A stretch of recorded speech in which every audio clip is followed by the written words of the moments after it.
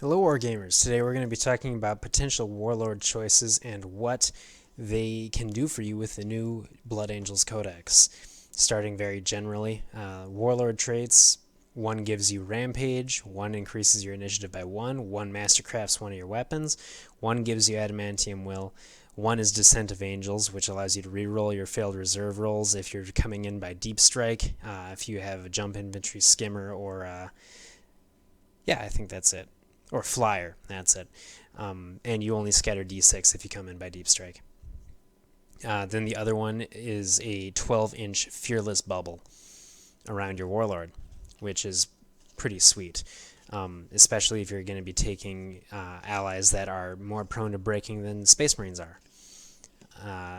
Talking about the general HQ choices, just briefly, the captain is pretty much exactly the same as he was before. He's just cheaper, which leaves him in the awkward position of being pretty okay at everything, but not really giving you a whole lot of bang for your buck. The relics of Baal are occasionally going to give him some nice flexibility, I suppose, depending on how you outfit him. But generally speaking, he's expensive enough where there are other choices that'll be slightly more expensive, but also way more effective and give you more. So, Captain is pretty much the same as he was. The Librarian, way better than he was. Just as expensive as in Codex Space Marines, which is a whole 35 points cheaper base than the 5th edition Codex was. The options are more or less the same, with the notable exception being the Relic of Baal Galleon Staff, which allows you to reroll your psychic test dice if they land on a 1, with the caveat that if you roll a 1 again, you take a wound without any save possible. The big problem with that, obviously, being librarians only get 2 wounds, so they you wouldn't want to go, too nuts with your rerolls. The Sanguinary Discipline is great, very well rounded. Wings of Sanguinius, awesome for board control now. The Crimson Lance or the Blood Lance, I believe, is what it's called, is pretty much the exact same as it was before it was FAQ'd out of the Codex. So still, its range is lower, but the effect is the same. Still strength 8, AP 1, assault 1 lance. Very effective psychic power, but it costs 2 warp charges, so very expensive psychic power. Blood Boil also costs 2 warp charges, has the potential to cause a lot of damage to an enemy squad, so very likely worth those 2 warp charges depending on the army you're fighting against. Shield of Sanguinius is back, 1 warp charge for a 5-up invulnerable save on the squad the Psyker's in. Extremely powerful. Unleash Rage gives a target-friendly unit the Rage special rule, which for 1 warp charge is amazing. If they already have Rage, like the Death Company, for instance, they get +1 attack just straight. So they would have a total of 3 bonus attacks if they charge on that turn. So that is an incredibly powerful ability for just 1 warp charge. And then Fear the Darkness forces a target enemy unit within 12 inches to immediately take a morale check with a -2 leadership modifier, which will be incredibly effective against armies prone to breaking. We spoke briefly about the Imperial Guard being an army like that. Where that would be an incredibly powerful psychic power to have. Quickening is basically a poor man's warp speed, but you're guaranteed to get it if you specialize in the Sanguinary Discipline, so there's no complaint there. So overall, the Librarian very, very much improved over his previous iteration. The Reclusiarch, the super chaplain that the Blood Angels used to have, is gone. And the chaplain was moved into HQ, and the chaplain is identical to the Space Marine chaplain. So he's not as good as the Reclusiarch was. He's down to 2 wounds, 2 attacks. Still, generally speaking, probably a better choice than the captain is, just because he provides you with Zealot, so if you put him in a squad like the Death Company, you're going to get a lot of mileage out of him. But still kind of an awkward choice when other options are available. Captain Tycho, I spoke of previously as being an incredibly powerful budget HQ choice, now has lost pretty much all the flair he once had. In 5th edition, he had access to the Stern Guard veteran ammo, so he had a tremendous amount of flexibility at range. Now his bolter is just AP4, so he no longer ignores armor saves, and he no longer gives your entire army leadership 10 while he's alive. So he is pretty much never going to be worth taking anymore. Tycho the Lost is pretty much the exact same boat. The only difference is that he can only join Death Company units, which is the same as before, and he gains the whole fearless, feel no pain, rage, and relentless stuff that he has as a member of the Death Company. So Commander Tycho, or Captain Tycho, is pretty much not worth taking in any scenario whatsoever. The Librarian Dreadnought, a very awkward choice, was shifted from the elites to HQ, I assume, to limit the access the Blood Angels have to Psychers. If they remained an elite, you could have, in one detachment, 2 Librarians in your HQ, Mephiston potentially being one of them, and 4 Librarian Dreadnoughts in your elites, which would obviously put you amongst, say, Chaos Demons or the Grey Knights for Psychic Powers, or Eldar. So it's now in the HQ slot, and that strikes me as strange because I don't really see why you would ever choose a Librarian Dreadnought over a regular Librarian now, strictly because they are so vulnerable to enemy fire. They're big, and they've got better front armor than most Dreadnoughts do, but they're still a Dreadnought, and they just are going to shoot me. They're a little bit cheaper baseline than they were before, but if you upgrade them to Mastery Level 2 like they were by default in the 5th edition Codex, they're going to be the same price. So that's really all I have to say. Is it's maybe it'll show up as a common thing, but I don't anticipate that it will. So that's kind of unfortunate, just because the Librarian Dreadnought was something that I really, really liked, and having it put into a slot where it's just not really ever going to be the right choice it makes me sad. Mephiston, severely discounted and severely nerfed in terms of raw power, but he's now an independent character, and that means he can join units, which is going to make up in a lot of ways for his wounds, which were reduced by 2.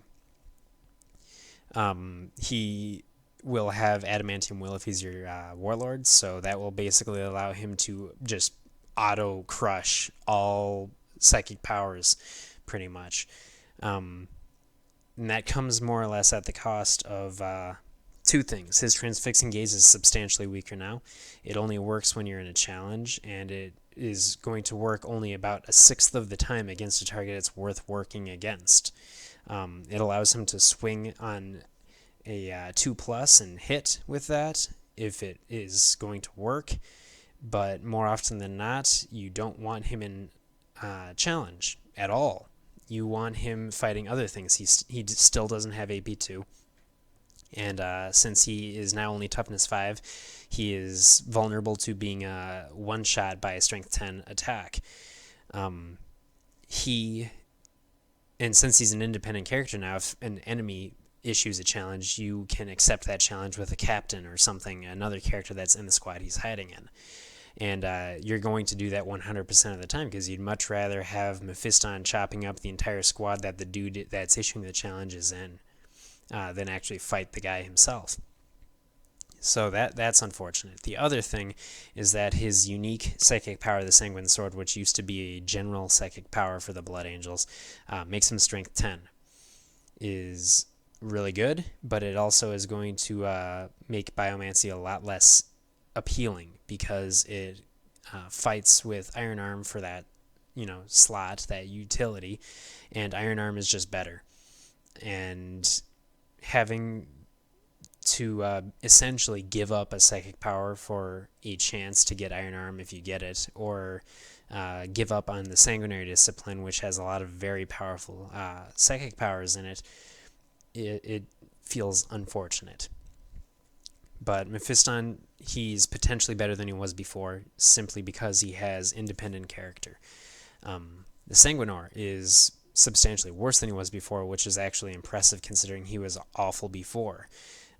He's 75 points cheaper than he was, which is good. His stat line is the same, which is good, but his invulnerable save is now a 4-up instead of a 3-up. He still is not an independent character, and he still only has 3 wounds, so he is incredibly vulnerable to enemy fire. And he still broadcasts his attack buff within 6 inches, giving everybody an extra attack. And he gets to reroll his failed to hit or to wound rolls during challenges. Once again, same with Mephiston, an awkward rule for him because you don't want to issue challenges with this guy against really anything worth challenging. He will lose most of those fights. He cannot penetrate AP2, or he cannot penetrate armor save of 2-up. So that's going to cut out a lot of things that are worth challenging. And a lot of those same things are also going to ignore his 2-up armor save. So it just kind of puts him in an awkward spot of being a really tasty 200 points for your opponent.